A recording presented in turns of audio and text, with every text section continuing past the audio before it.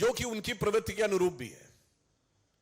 ये ऐसे व्यक्ति हैं जो एक नहीं अनेक बार कोर्ट के द्वारा डांट फटकार पा चुके हैं, माफी मांग चुके हैं। इसलिए विषय प्रधानमंत्री जी की डिग्री का नहीं था, विषय तो इनके भ्रष्टाचार का था। ये उसके ओट में उसे छुपाना चाहते थे और इसीलिए ये इस प्रकार का स्वांग रचना कि जो चीज पब्लिक डोमेन में है, जो चीज यूनिवर्सिटी की वेबसाइट पे है, उसे मांगने के लिए कोर्ट में जाना, तो ये सिर्फ कोर्ट का समय बर्बाद करना ही नहीं। मैं कोर्ट का ऑब्जर्वेशन आपके सामने पुनः उसका मेंशन कर रहा हूं।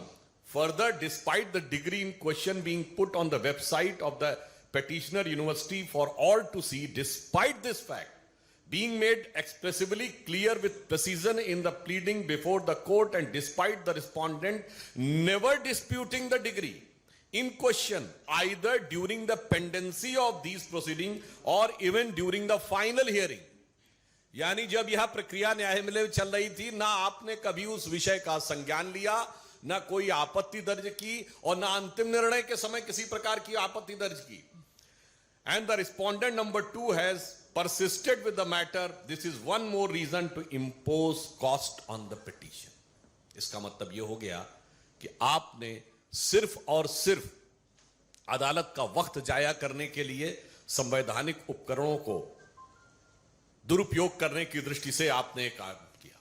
मुझे ऐसा प्रतीत होता है कि आम आदमी पार्टी वो पार्टी है जिसने अद्भुत पॉलिसी दी थी, एक बोतल के बदले एक बोतल फ्री। एक नॉर्मल कहावत में प्रयोग होता है ना कि फ्री की रेवड़ी, पर यहां सबसे ज्यादा फ्री की रेवड़ी बेवड़ों को मिली थी। एक पौवे के बदले एक पौवा फ्री। और जब ज्यादा पी लेता है आदमी तो मानसिक संतुलन खो जाता है। मुझे ऐसा लगता है श्री अरविंद केजरीवाल जी के साथ ऐसा ही कुछ हो गया है।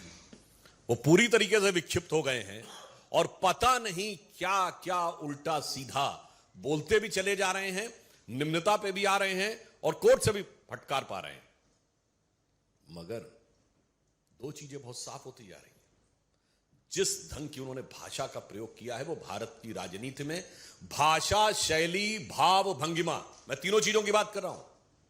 वन होता है the words, the letters, the expression and your body language. ये जिस प्रकार की उन्होंने प्रयोग की है ये निम्नतम स्तर की है। यानी मैं कह सकता हूं कि वो नैतिक दृष्टि से भ्रष्टतम और राजनैतिक दृष्टि से निम्नतम स्तर के ऊपर आ गए हैं। मगर ऐसा नहीं है। पढ़ाई लिखाई की बात कर रहे हैं पर ये बहुत चतुर और सयाने हैं। ये बात इसलिए मैं कह सकता हूं, ये पढ़े हैं पर लिखे नहीं है। मतलब आप समझ रहे हैं, किसी फाइल पे साइन नहीं करते, लिखते कुछ नहीं, कोई भी भाग नहीं रखते। सत्येन जैन से साइन करवाएंगे, मनीष सिसोदिया साइन कराएंगे, लिखेंगे नहीं, सिर्फ पढ़ेंगे। यह होती है चतुरता कि भ्रष्टाचार भी करवाएंगे, लिखेंगे नहीं, लिखवाएंगे दूसरे से ताकि निपटेगा दूसरा।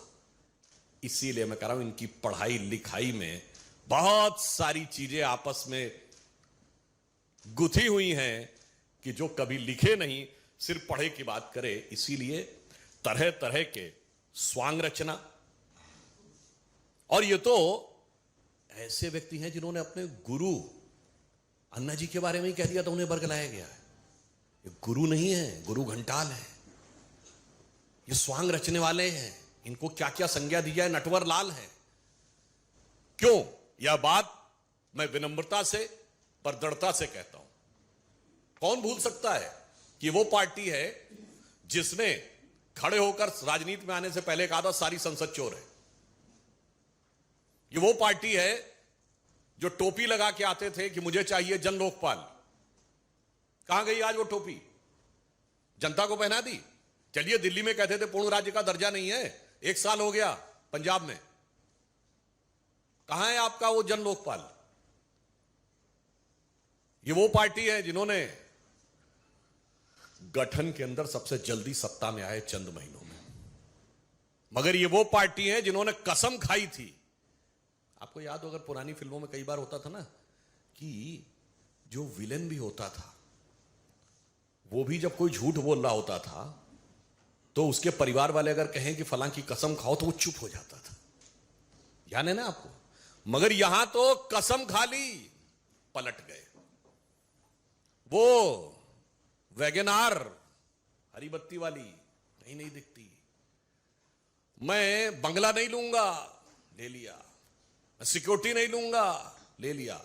मैं विनम्रता से पूछना चाहता हूं, एक बिंदु बताइए जिसके ऊपर इन्होंने अपना स्टैंड कायम रखा हो। इसलिए हम लोगों इनके लिए इस प्रकार की बात कहते हैं कि ये बहुत ही बड़े स्वांग रचने वाले व्यक्तियों में से एक है। अब मैं एक बात कहना चाहता हूं, एजुकेशन और पढ़ाई लिखाई की बात करते हैं, ये वही व्यक्ति है ना, तो आईआईटी ग्रेजुएट हैं। याद करिए जब देश में कोविड की सेकेंड लहर चरम पे थी, क्या बोले थे कि वैक्सीन सारी कंपनियों को क्यों नहीं दे देते, सब बनाने वैक्सीन का फार्मूला दे दे, बोले थे कि नहीं?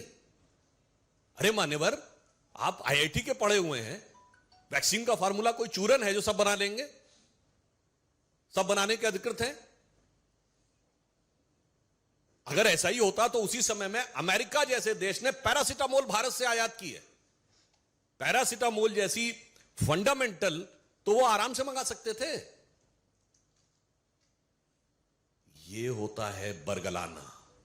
ये वो पार्टी है जिसने अप्रैल 2021 में आकर, पढ़े लिखे होने की बात करते हैं ना, ये कहा कि बच्चों का वैक्सीन हमने विदेश भेज दिया, जबकि अप्रैल 2021 तक भारत तो क्या दुनिया में बच्चों का कोई वैक्सीन नहीं बना था।